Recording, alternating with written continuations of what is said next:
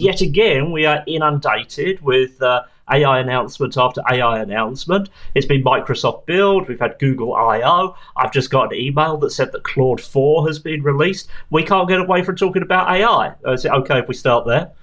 Yeah, absolutely. I mean, why not? Let's join the party.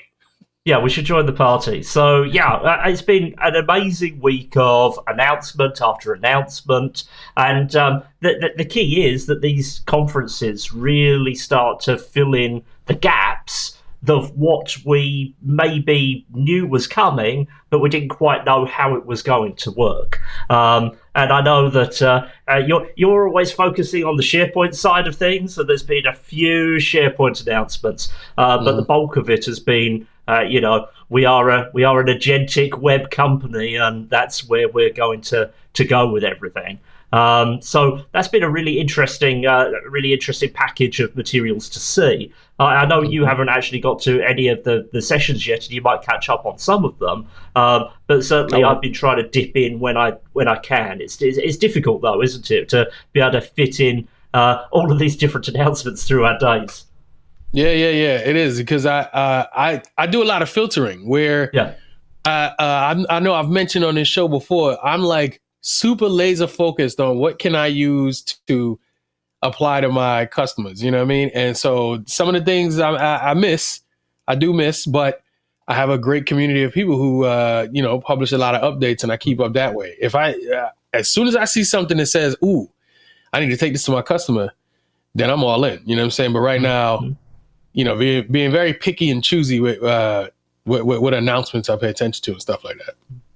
Yeah, I think it's just overwhelming. There's just such a lot of stuff, and it's like a fire hose. And I think that fire hose used to be turned on at specific points, but now it's almost like that fire hose is turned on all the time. But they get a few more out and turn them on as well when it gets to these events. And I don't think anyone can really keep on top of everything. I mean, if you're trying to, the best place to start is the Book of News. I mean, all of these events, and we talked about this before on the show, I think with Ignite last year, they'll always publish a book of news that has everything, the rundown of everything that's been announced. And there's some really cool stuff that's about bringing more of what we're seeing with AI in the business to the web and to web apps, and really starting to understand how we're going to use data in a bit more of a sophisticated way to join everything up together. And I described it as we've been seeing a lot of these kind of dots of what Microsoft has been doing over the course of the last couple of years. And I think they're actually starting at this point to start to connect these dots together so that we can see the vision that they're trying to draw. But there are still some bits missing of that, and it's all very well, and we've seen this a lot through this whole process of the AIification of absolutely everything. But we've seen this kind of process of something gets announced, and then you get the tool in your hand, and it doesn't quite do what you think it was going to do. It doesn't quite have the efficacy that you thought it was going to have. And so the challenge is to really, can all of these announcements, or even most of these announcements, be turned into something that is actually as impactful as the hype that we see around it? Because I would say a lot of this stuff is still very much marketing kind of perfect message hype. When you get down beyond the keynotes into the actual sessions, it gets a bit more real, I think. But still, there's a lot of that. We've really rehearsed this. We've really practiced this. We have the perfect demo. And if you apply this product to this set of data in this perfect use case, then it will work wonderfully. But then you take it to the actual businesses that you're working with, and you see something different sometimes. Right. Yeah. That's where I'm at. That's where I spend most of my time, which is like, hey, that looks cool, and I heard about it, but on my own, it sounds interesting, but it's not about me. It's about my customers. You know what I'm saying? And that's where I try to stay focused. So if there's someone who gets all that information and curates it and, keep track of it for whatever reason, they could be doing the same thing. Maybe it's not for their customers, but maybe it's for, they have a newsletter that they publish, and they got to curate this and publish that out to everybody, and give their own thoughts on it, that type of stuff. So I like that this stuff is coming out there, but I am waiting for version 23. They've broken it enough, man. People have used it, you know what I'm saying? And now there's like a practical application where it's like, I can actually show you why this is important and for you to use it. A lot of stuff right now, a lot of AI stuff feels like work. And I'm like, I don't want to introduce work to my client. They already have work. You know what I'm saying? So you have work to do. You have work inside. Let's say someone who loves to configure stuff in Excel in spreadsheets. You already have kind of like a lift that you have to go through, which is like, I'm going to make my macros. I'm going to move this around, do all this other stuff, because you want your end product to be some tool that you and your teammates can use inside of the office. I would highly recommend you don't do this, but people do it. It's the reality. So you do all your stuff on your spreadsheet and then you start using it. AI is the same way. And I would say, yeah, that all that time you would have took to build your spreadsheet thing, you could take that to build your AI thing. But the end result, does it get you the same thing that you did inside of the spreadsheet? And I don't know that we're there yet. I don't know. You know what I'm saying? I'm still trying to, get the clear picture. I'm all about that. Can I do the heavy lifting inside of my organization to try things out? Yes. But that's me. I'm looking to see where once you've made it easy, almost push button easy. That's kind of wishful thinking, but as long as you made it easy, now I'm ready to take it to my clients and it's practical. They can apply it. So that's where I stand. I do want to say there was a particular announcement that got a lot of people up in arms. I guess it's AI related. It's the layoffs from Microsoft, which they do every few years, or starting to seem like every few months now, you know what I mean, when they are laying off a whole bunch of people. And the buzz around it is that the reason why I said it's kind of AI related is because people are saying that this is a part of their strategic, implementation of AI, where they don't need these folks that they've let go. And this is going to be I don't know if this is a hot take, but outside looking in, if you look at Microsoft and respect them as a big, strategic, smart, impactful organization, you might be inclined to say, well, if they're doing it, that makes sense. That's a smart move. So you could think laying off people because you're really leaning into AI is a smart move. I would 1,000,000% disagree with that. I don't think now is the time to think it's all about laying folks off and going all in AI. I don't see it. Someone has to make that make sense to me that today, you already know how I feel about the Terminator in the future, but today, how are you replacing people with AI? I don't see it yet. I don't see an an impactful way to do that yet. Yeah, I think it's a very odd move, in my opinion, and I don't think there's been anything that's come out of Microsoft that is like, okay, we are eliminating 6,000 positions because AI. It's more implied that because of AI efficiencies or changes, there's an opportunity to rethink the management structure, to flatten it out. Perhaps managers can have more direct reports because of the tools they have available, etc., etc., etc. However, every day when I'm talking to businesses that are adopting Copilot, there are concerns that come from people within those businesses about the long term of what does it mean to adopt AI for our jobs? Is this the start of my business trying to eliminate me? And the answer to that has been, well, no. Microsoft has called this Copilot because it's a Copilot. The intent is that we make work better for everyone. We make your day more productive. We enable you to do the things that you are more passionate about and to get rid of the mundane work. And that's a really powerful talking point to a lot of businesses, particularly the small and medium-sized businesses that I work with, where people are often more a face and a name than a number on a spreadsheet. I think when you get to the 100,000 employees, then it's difficult to, you're not going to know everyone, But a lot of the businesses that I work with, the people I'm talking to do know everyone.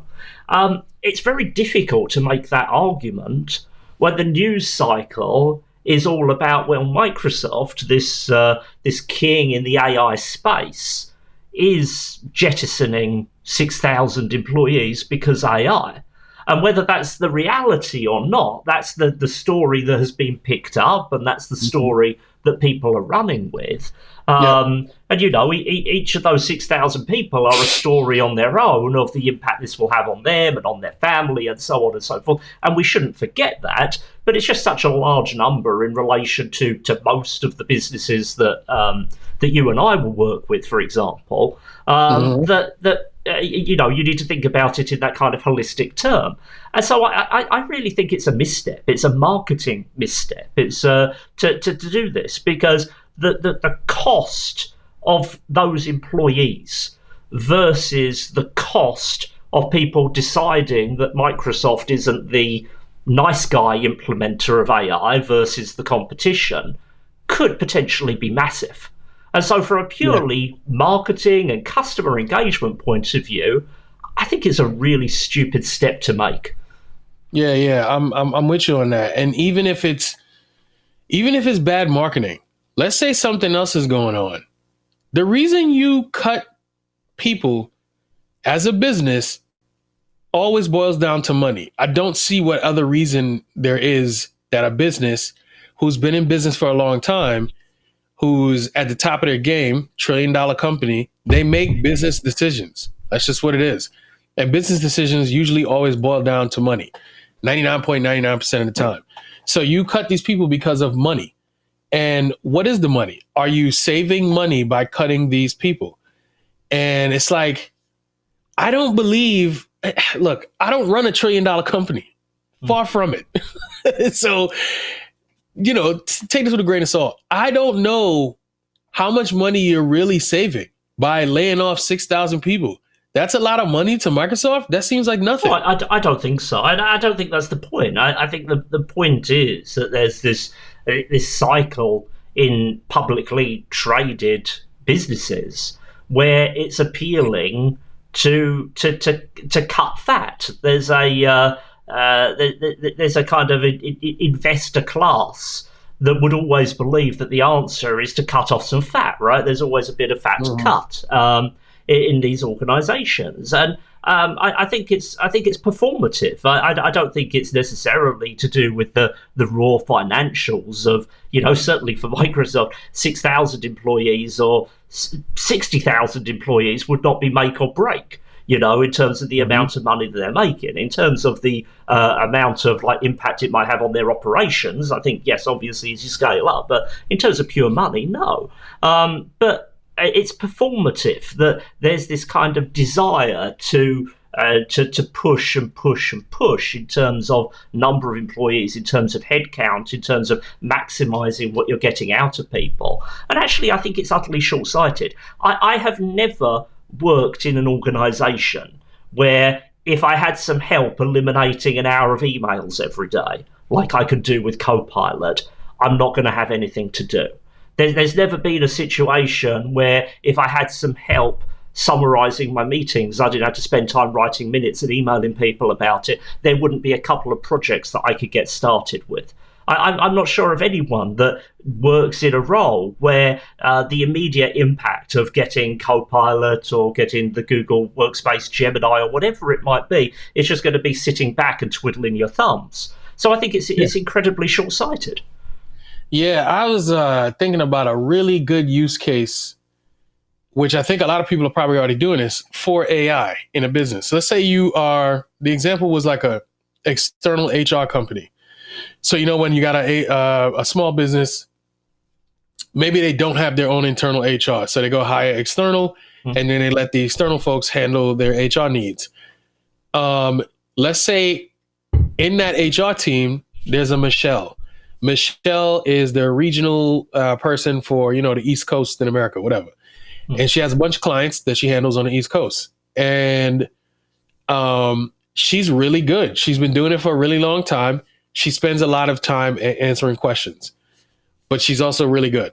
And she now discovers that there's Copilot, and she could build something like an agent.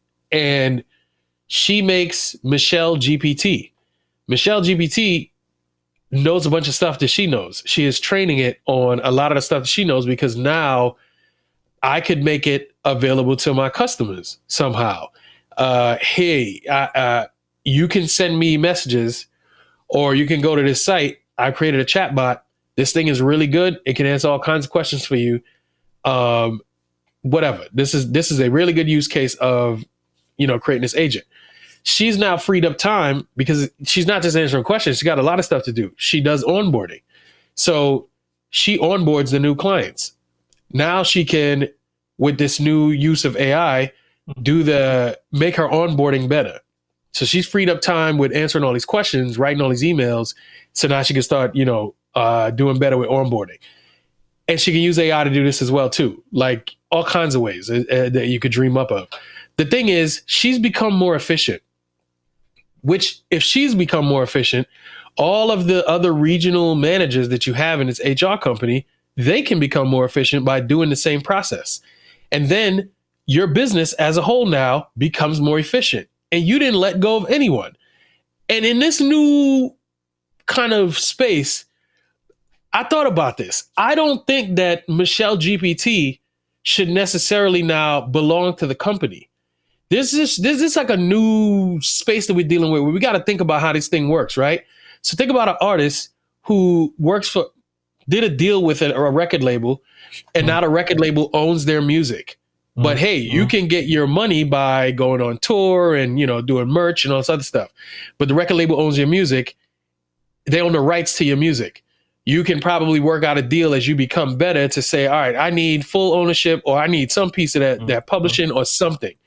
I think this is a new space that we need to start thinking about, because while Michelle GPT is, my knowledge as it pertains to this business, it's my knowledge. You know what I'm saying? Like it's how I represent the company when I'm talking to these clients. So I don't know. That's a new area to think about. But as far as Michelle GPT, that is a great use of AI. And you don't have to let Michelle go. She makes you better. If she leaves, it should be on her own accord for some other reason. I think that's a really interesting point, actually, Thurman. That there's more to the context that these AI tools might be digging into, if not now, but in the future.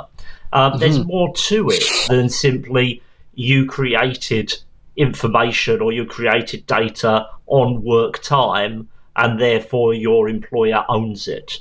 There's more subtlety to it than that, of how you conducted yourself in that phone call, how you conducted yourself in that meeting, how you considered the issue to write that email. And is it technically possible that you could train on all of that stuff? Well, yeah, but it's technically possible that you could take the corporate photographs that are actually owned in part by the photographer, in part or maybe in whole, I think, by the photographer that takes them. You get a license to use them, right? So when you hire a photographer, you get a license for a certain use. You can train on that, but can you legitimately use that work without some kind of additional license from that rights owner? I don't think so.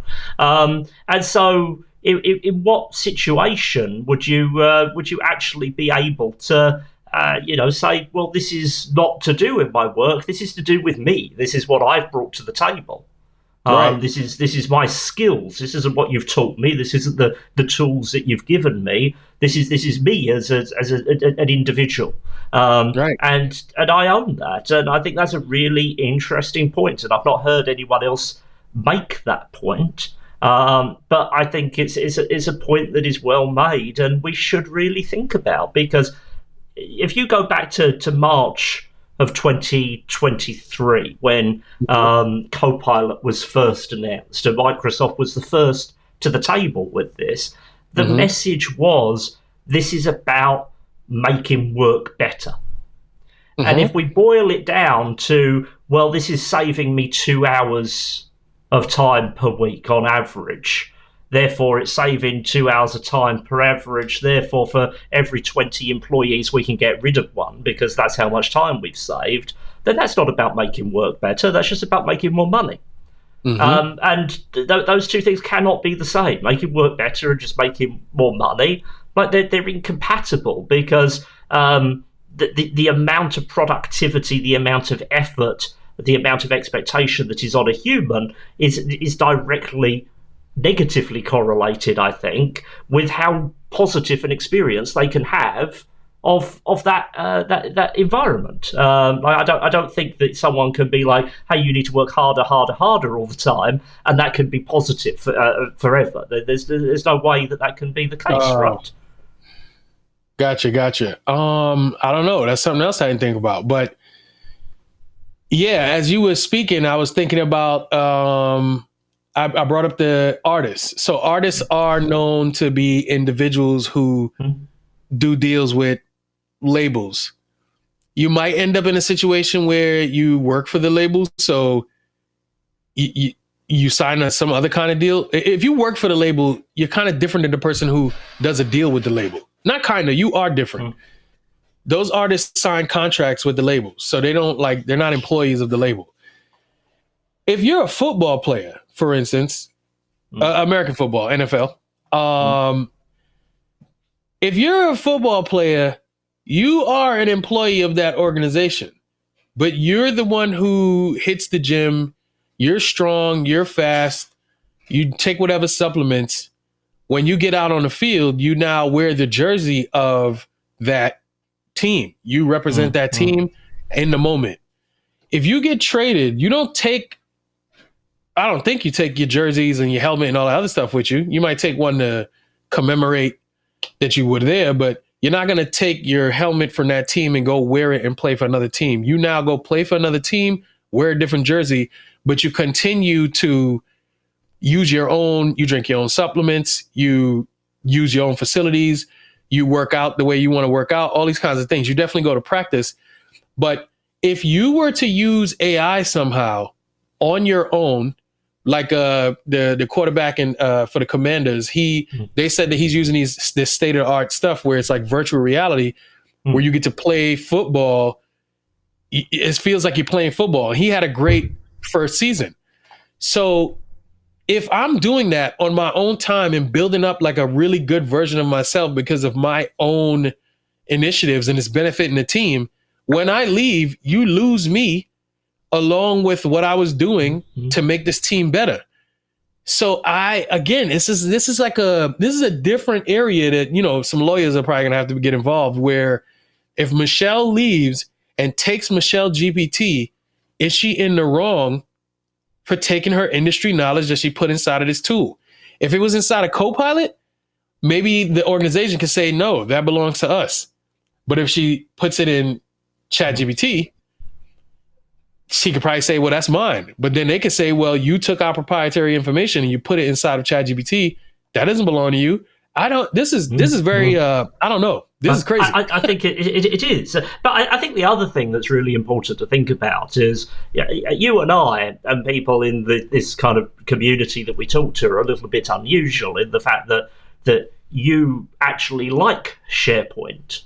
I actually like Copilot. Like, a lot of people use SharePoint, but they use it either from the point of view of that's the tool they've got and they don't know any others, or they've tried others and it's the one they hate the least, right? It's not normal for people to be like, oh, I really love SharePoint, right?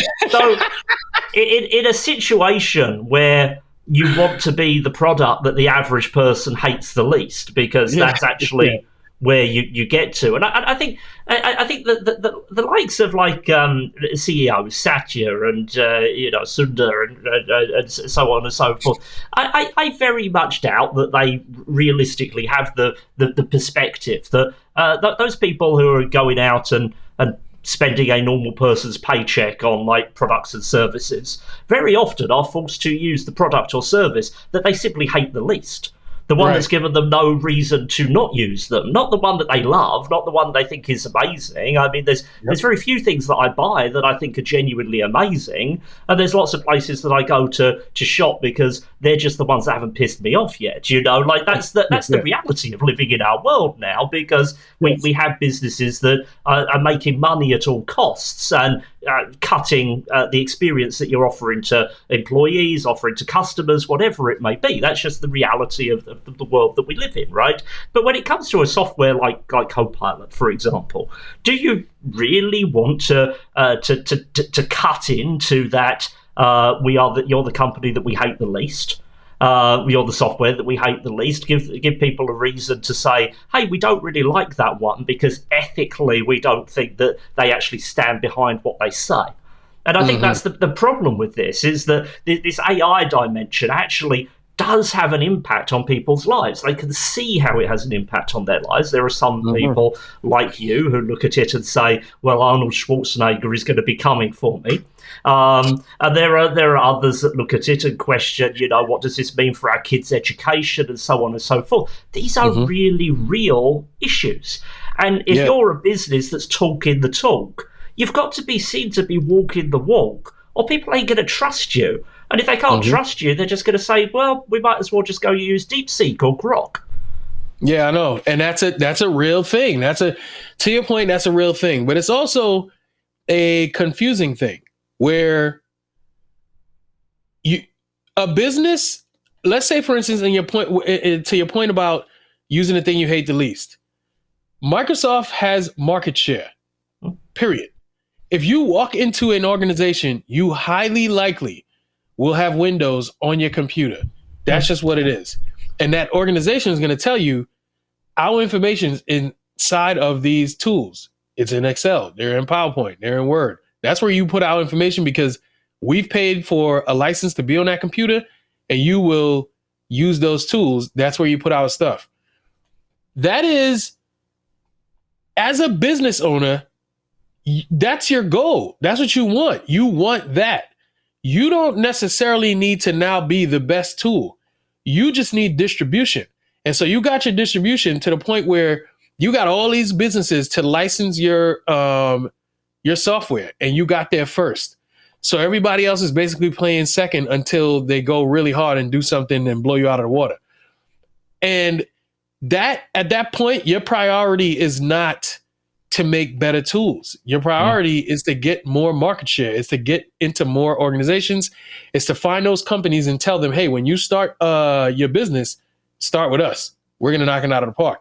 So that world where, you know, somebody's making the better tool, there are a ton of tools, really good tools out there that businesses are not going to adopt because they don't have 50 years of industry and security and popularity and reliability. And so you have to eat the ethics, however they play the game, because you got to grow your business. You got to do what you got to do. You know what I'm saying? And that's a, what is that? What do they call that? The, between a rock and a hard place. I'm not sure I necessarily agree with that though, because when we think about AI tools like Copilot, what we're asking people to do is to change the way they work, to establish a new habit that's using a completely different tool. This isn't about trying to convince the CEO that Windows isn't a good platform to run on your PC.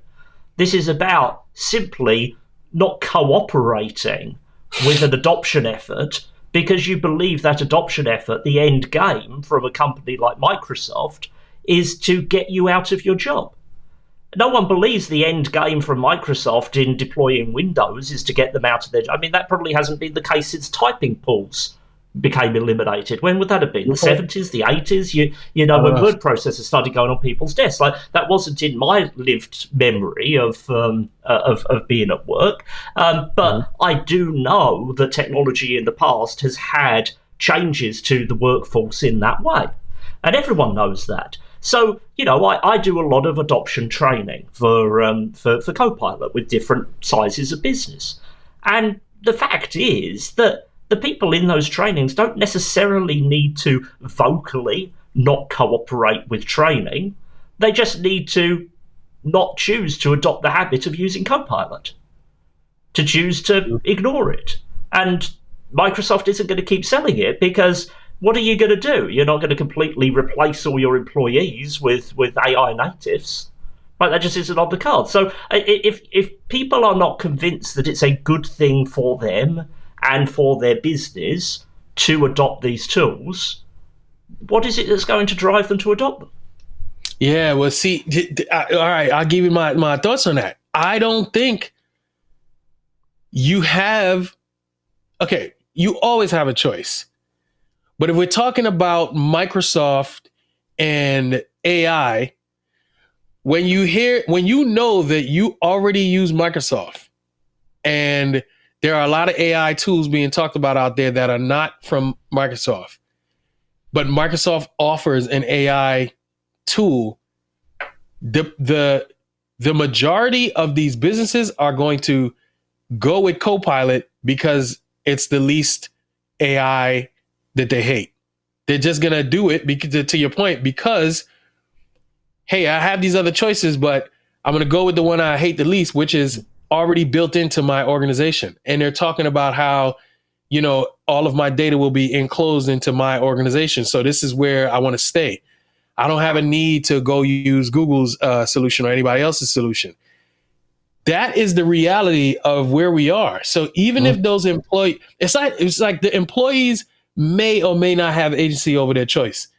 But if the organization says, this is what you're going to be using, you're going to use it reluctantly, but you're going to use it because AI. You can't not use AI. That's one. And then two, you have this one available to you already in the suite, or you got to go out there and use some other one.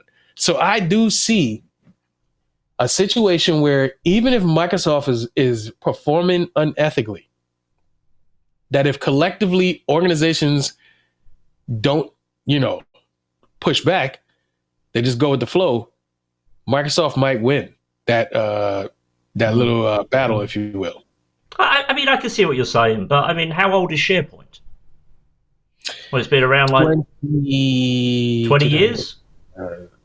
Yeah, about 22. Yeah, and you are still, you personally, you're fighting the good fight of trying to get people out of worksheets and into SharePoint. Yep, and there are still people that aren't doing it. There are still a lot of people that aren't doing that.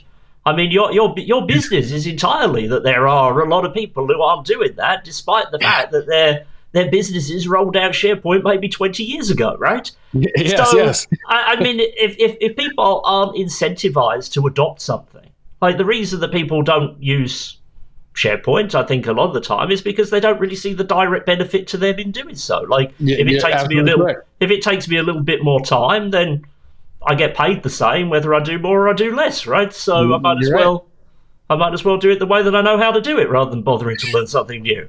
Not everyone has had the great training that you offer, Thurman, to make them see how easy it is, right? So you're right. The same is the case with Copilot. This could be a short window of rolling stuff out, or we could still be sitting here in 20 years talking about trying to get people to adopt this based on whether they think it's a good thing for them. And I think that the thing is, I do believe, and I will continue training on this stuff from the point of view of this is a good thing for everyone. That the benefits of this can be shared between the business and the employee. And it gives the business a bit more opportunity to produce. It gives the employee a bit more opportunity for flexibility. If you're a candidate for Copilot, if the type of role that you have fits with that product, then this is a good product for that. And I do also believe that is Microsoft's intent with it. But I don't think that their intent with this product has changed. I just think that sometimes this organization is so big that the left hand doesn't know what the right hand is doing. Yeah, and agreed. it isn't joined up. And this looks really bad. But as I say, at no point, so far as I'm aware, has anyone senior in Microsoft made an announcement, given a press release that says, we've done this because AI. There's more subtlety to it than that. I think it's performative, and I just think it's got picked up because of when it's happened and because of everything else in the news cycle to say, hey, look, the message has now changed from this is going to help you and be your co-pilot to watch out. you're going to be working on your own with a team of agents in the not too distant future. Right. Yeah. There's two pieces. There's always two pieces. So if I go back to the artists doing a deal with the label cares little about your talent. They care about business. Can your talent increase our bottom line? The artist cares a little bit about business and cares a lot about their craft. They want people to know they're the best musician ever. This is the push and pull that we always see. And right now, Microsoft, I think, when marketing, when trying to grow the business, they don't really care about necessarily AI. They care about being Microsoft with AI compared to these other companies. They need to keep that foothold. There's probably another piece. So talking about your one hand and the one hand not knowing what the other hand is doing. The other hand is probably trying to make AI better and trying to make Copilot better. But within their own organization, there's a push and a pull. Because, hey, don't roll out that commercial yet. We're not ready. It's not why are you telling people this thing is going to be this thing? We haven't even perfected the technology. Let us get this thing done. No, because Google or Apple or whoever, they're going to come with their announcement. We need to beat them to the table and tell them what we're going to do. This is the conundrum. You know what I'm saying? So, well, I don't know, man. We'll see. It's a interesting, situation here on the horizon. We'll see. So let me ask you one question just before we finish. So obviously there's an imperative for very large publicly traded companies to have this kind of knee-jerk, we've saved something over here, so we are able to actually make this change over there kind of thing. And that's what we're seeing. We've got the AI over here, so this is the impact of the AI. Whereas the smaller businesses that make up a lot more of the economy, holistically, as I understand it, that I tend to work with, where the individual employee is not necessarily a number on a spreadsheet. They're a person that the owner and the senior management knows. Is this time an advantage to those businesses because they're not going to have that knee-jerk response to deploying AI? They're actually going to use the AI in the way that companies like Microsoft have described. They're going to allow people to be more productive. They're going to allow people to get more out of their job. And because of that, they're going to get employees who feel more attached to the company, and they're going to get more done. They're going to be able to turn some of these projects that have been on the back burner for years into things that actually move them forward. And what we're going to see is penny pinching corporations that are doing performative actions to appease shareholders, while you're going to have extremely high performing mid-sized companies that, because of the way they're owned and the way they're structured, can actually leverage the full power of AI with that kind of human connection. Do you think that's a potential path that we'll see happen? I thought you was going to ask me something else. Will we see that happen? Yes, but not nearly as much as we'll see those smaller mid-sized businesses not taking advantage, not knowing that now is a time for opportunity. I don't think, maybe I'm wrong, but everyone's screaming about AI right now. You can easily go trick a business who doesn't have their stuff together into thinking AI will help them get together. A good, smart business that's operating really well, they'll know how they could use AI. A business who is, they don't really know how they operate. They have broken processes. They are getting by because, they can still make the money and, pay to make payroll. They're not going to see leaps and bounds of progress because it'll never, as great as AI is, like we've mentioned on the show a million times, it's not the technology that's going to make them better. Get your processes, get your programs, get your people, get them together, and then AI will work as a pour gasoline on a fire thing. That's how it works. That's how technology works. So seeing the AI revolution, if you will, and thinking, oh yeah, we need to go knock this thing out of the park. No, sensible businesses know, well, hey, tell me what that thing can do for me, because we're already doing this. How does that help me do what I'm doing better? That's how businesses who got their stuff together think about AI and any other technology, even though AI is knocking it out of the park right now. It's the hot word. It's being mentioned a million times a day. So I would say some companies will, but I think the majority of companies will probably continue to do what they always do, which is, it's not fly by the seat of their pants. It's a different terminology I'm looking for. It's just get by. I personally think a company could be doing well financially because they just, for other reasons. We are good at sales. We price our products reasonably high. We sell a lot of premium products. We know what we're doing to make money. What you're doing is good because you're making money, but I can find 100 broken processes inside of your organization to where you're doing really good right now. But did you know you could be doing 10x if you got those processes together? They don't know that. As long as they're making profit, they think that they're doing what they need to do. And that's okay. That's fine. You know what I'm saying? Like, I think that's where most businesses will land, is where they'll keep getting by, doing well financially, but not knowing they could 10x that by fixing a bunch of broken processes. So we are doing what we want to do, and that's why we're sitting here talking about this on Business Boost. But I think for another topic, people will have to wait till the next episode. So before we depart, Thurman, why don't you let everyone know how they can reach you and what you've got going on that they might be interested in? Well, LinkedIn is the best place to reach me. If you, per this conversation, if you want to see more discussions like this, because I talk like this on LinkedIn as well. If you want to see more discussions like this, or get your spreadsheets together, or be one of those companies that you're doing good, but you know that there's a possibility you could be doing better, especially if you fix that 1 or 2 or 3 processes, just come follow me on LinkedIn. I talk about that stuff all day. I love it. I love talking about it because I love helping. So just give me a follow on LinkedIn. Nick, what about you? What you got going on?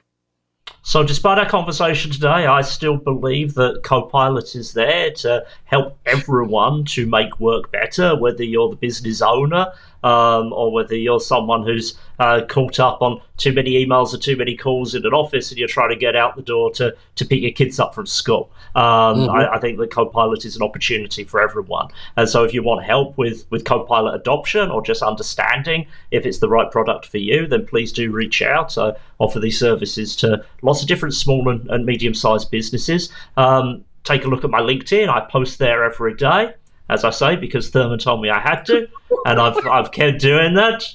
But I honestly, I'm more like stable in listening to what you've told me to do, Thurman, than my wife. Like, she tells me to do something, I might miss a few days. You told me to do it, I've been on it. So there you go. I'm just on LinkedIn every day. Or you're here on YouTube and you can see me there. But certainly do reach out and look at those posts. We're both on LinkedIn all the time. So until a couple of weeks' time, Thurman, thanks for a great conversation again. We'll see everyone in a couple of weeks.